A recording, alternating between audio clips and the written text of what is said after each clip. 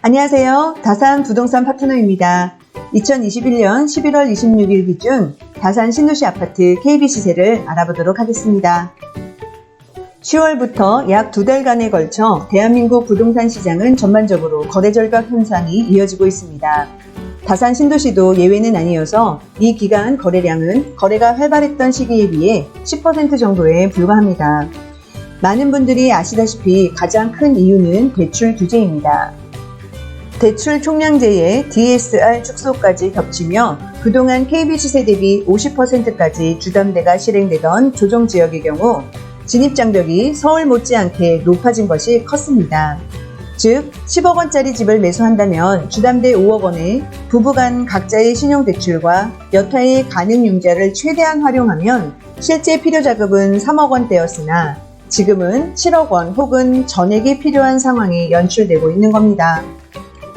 어쩌면 이러한 움직임은 핑계에 불과할지도 모르겠습니다. 어차피 7년간 급격하게 올랐던 부동산 시장은 피로도가 상당했기에 쉬어갈 자리가 필요했고 마침 대출 규제가 나타났으니 조정의 이유로 갖다 붙이기 적당했을 수도 있습니다. 비단 대출 규제가 아니더라도 어쨌거나 지금은 숨을 골라야 할 시기였던 것입니다.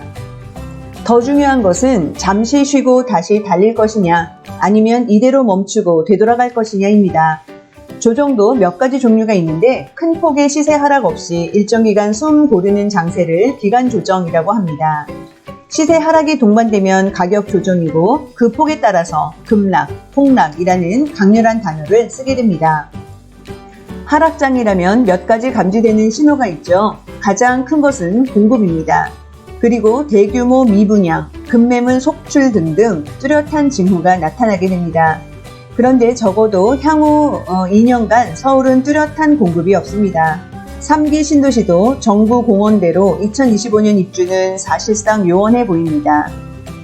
신규 분양은 미분양은커녕 역대급 커트라인과 경쟁률을 기록하고 있습니다. 심지어 입지 좋은 오피스텔, 아파텔이죠. 마저 고분양가 논란 속에서도 뜨거운 열풍 속에서 완판되고 있는 실정입니다. 따라서 현재의 거래 절벽은 기간 조정의 가능성이 훨씬 높다고 판단됩니다. 연말까지 판세 변화는 없을 것 같고 대출 총량제가 리셋되는 내년 초 또는 대선을 전후로 반등이 일어나지 않을까 예상해 봅니다. 변수는 두 가지입니다. 하나는 금리 인상입니다. 기준금리가 오르고 실질적인 이자 부담이 커지면 매수 심리는 위축됩니다. 어디까지가 소비자가 감수할 수 있는 마지노선인지는 알 수 없지만 5%를 넘어가면 적응할 시간이 좀 더 필요합니다. 또 하나는 요즘 논란이 되고 있는 종부세입니다. 올해를 폭탄급 종부세 시행 원년이라고 규정했을 때 실제 적게는 수백, 많게는 수천만 원의 고지서를 받아든 다주택자가 대선 결과와 공약을 지켜보며 매물을 내놓을지 유심히 지켜봐야 할 것입니다. 물론 개인적으로는 종부세 폭탄으로 나오는 매물은 많지 않을 것이라고 생각하고 있습니다. 이번 주 다산 신도시 아파트 KB 시세를 보시겠습니다. 전용 112 타입 상한가에서만 2,500만 원이 오른 한양수자의 리버파크를 제외하면 일반가 기준으로는 총 2개의 단지의 KB 시세 상승에 그쳤습니다. 그래도 여전히 하락한 단지는 보이지 않는다는 점은 고무적입니다. 먼저 74 타입의 KB 시세가 500만원 오른 자연엔 롯데캐슬입니다. 이 단지의 장점은 명확합니다. 1군 브랜드, 1186세대의 대단지인 점도 매력적이지만 무엇보다 8호선 다산역 초역세권입니다. 주 출입구 주변으로 다산 신도시 진권지구의 핵심 인프라가 총망라되어 도보로 모든 시설을 편리하게 이용할 수 있습니다.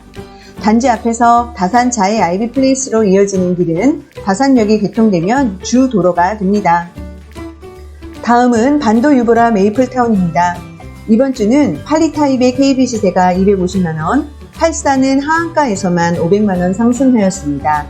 넓은 동강 간격과 서비스 면적이 우수한 반도 유보라 메이플타운은 지금도 만족도가 높지만 어쩌면 미래 가치가 더 뛰어난 단지일지도 모릅니다.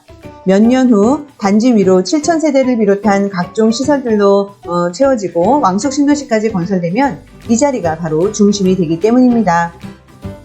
오늘 소식은 여기까지입니다. 함께 해주셔서 감사드려요. 다음 이 시간까지 건강하세요.